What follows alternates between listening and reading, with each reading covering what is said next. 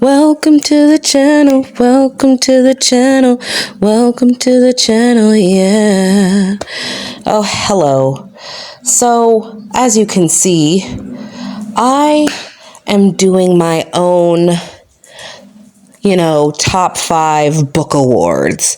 So, if you're into BookTube and Book Talk and all the book stuff, you know about Goodreads. And Goodreads is a website where you can look up books and make lists, and they usually have awards every year. I don't use Goodreads anymore because they're owned by Amazon, and I don't really think that the ratings or actually reflect, anyway.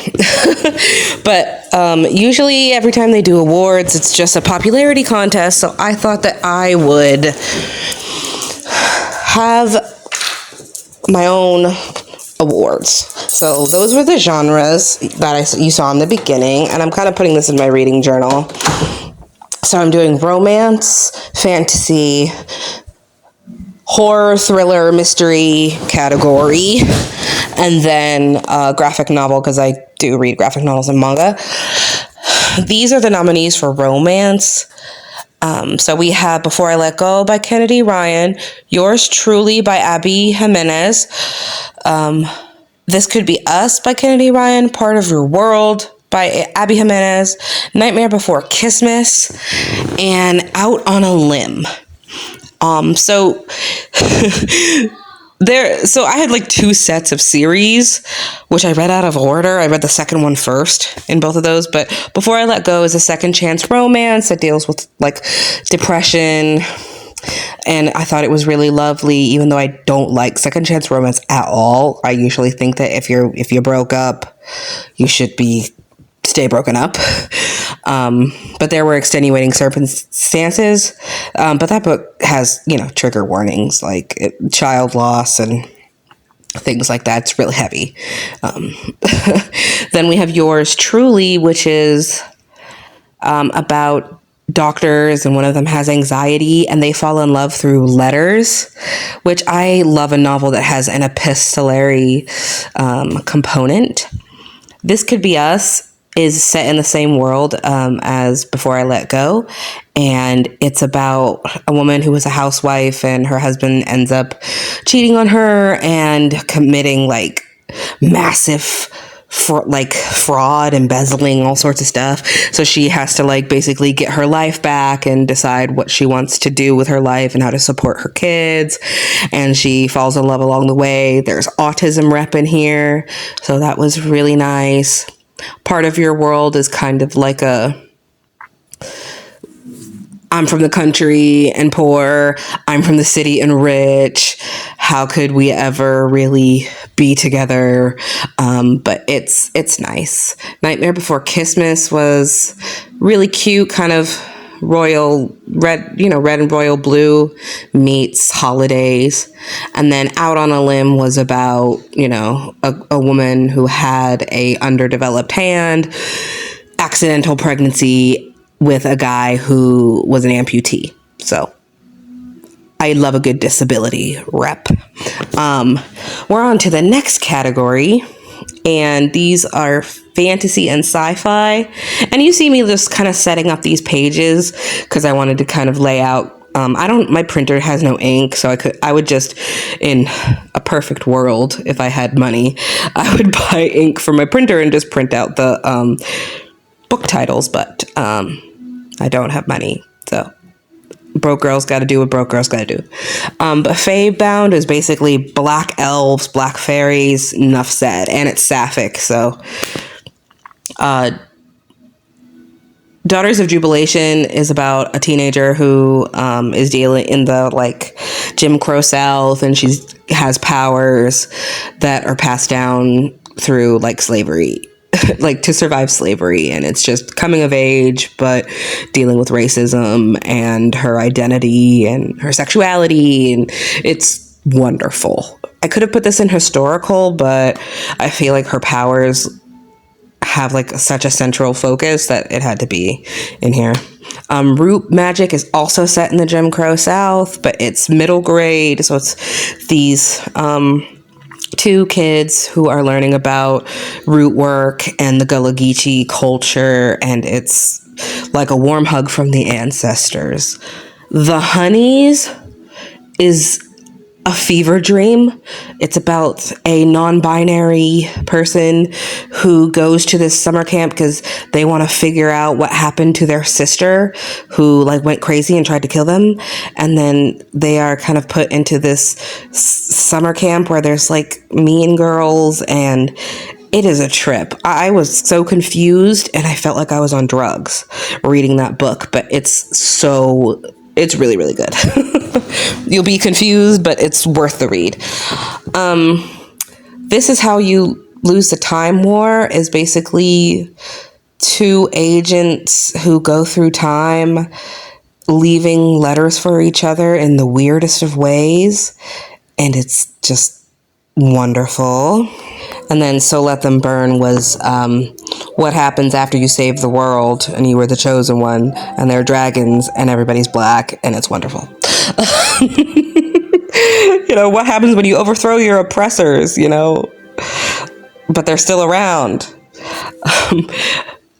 Now we're on to historical fiction. I didn't read that many, but they were pretty significant. I read The Last Kingdom, probably the only book I read by a heterosexual white man. It's about Vikings. Enough said. River Spirit is actually about the civil war in the Sudan, which is really cool. Most Ardently is a retelling of Pride and Prejudice, but if Elizabeth Bennet was trans. So that was cool.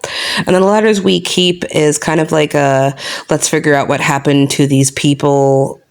But these two kids find letters and they want to try to figure out what happened to these people that have come like this local legend at their college. It's you kind of see these two people falling in love in a time where from India people couldn't racism.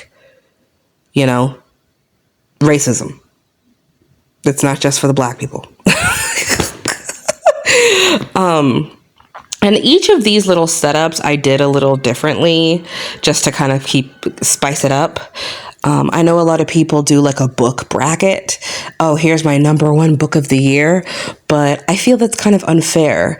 If you read a lot of different genres that I do, I feel like the criteria that you would have for a romance wouldn't be the same for like a historical fiction. So I decided to do like my top 5 in the categories that I read.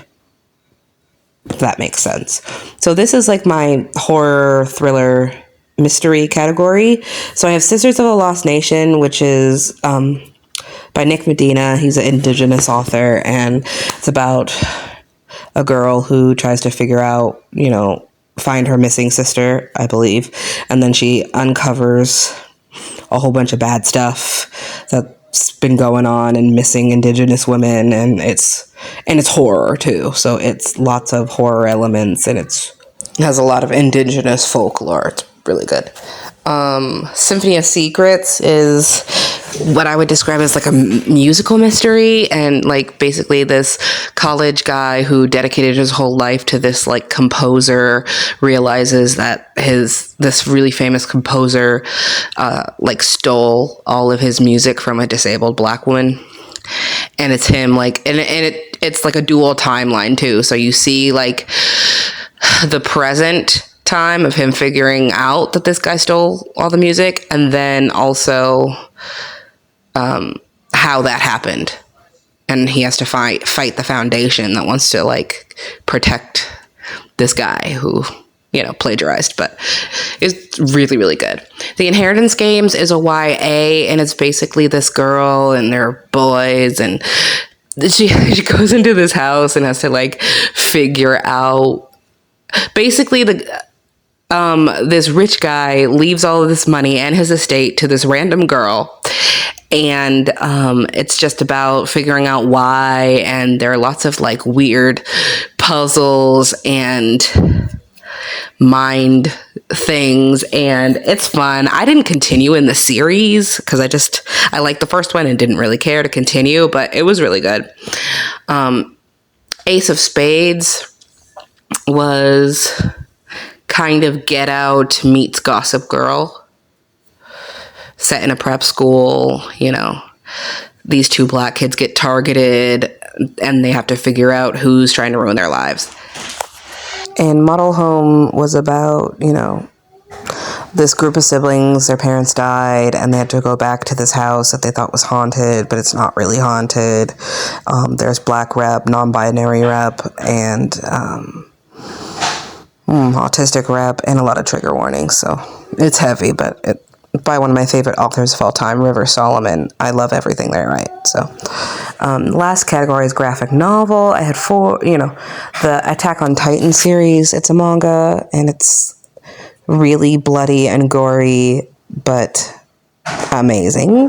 We have Lunar Boy, which is about a trans person from space and them moving to Earth and having to deal with being an immigrant and going into a community that they don't know the language, they don't know the customs, and trying to kind of come to grips with that. And it was beautiful art, beautiful imagery and sentiment.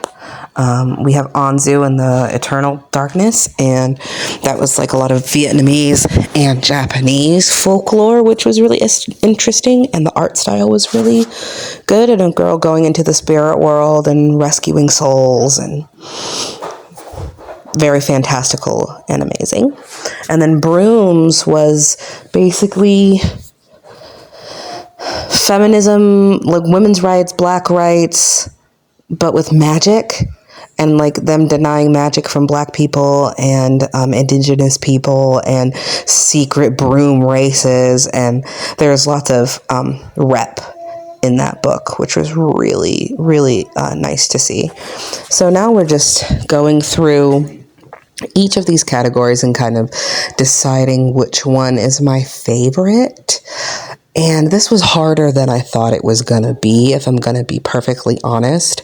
And it's just me like narrowing down which one. But so I try to go with the first one, easiest to go first. So historical fiction, I picked The Last Kingdom, which is a whole series about Vikings. And, a girl can't really deny Vikings, and lots of action and British history. So historical fiction winner is The Last Kingdom. For fantasy, I'm gonna probably pick Feybound. And I'm really excited for the second one to come out in 2025 because I just loved it. I know a lot of people had issues with the pacing and issues with some of the world building, but like they use drums as their magic system, and there's like an underground world where all the elves went because they thought they like disappeared, but ta-da, girl. And it was just, I think, well done and wonderful. And I love a good sapphic story. Then for romance, I picked Before I Let Go by Kennedy Ryan, and it's definitely more like a heavy romance, not a rom-com. Don't go into Kennedy Ryan's books thinking they're rom-coms. They are not. You will cry, I assure you. For horror, or mystery thriller, I picked Symphony of Secrets because I'd never read a book like it before. It's a musical mystery, and I ate it up, but I also have a musical background, so that might have made me a little partial. And then Brooms won for graphic novel. Yeah, I think that's all of them. And then I'm just kind of putting, the dots on the side. I color-coded everything. And yeah, so those were my top 5 books. And I hope you enjoyed this video. Bye, guys.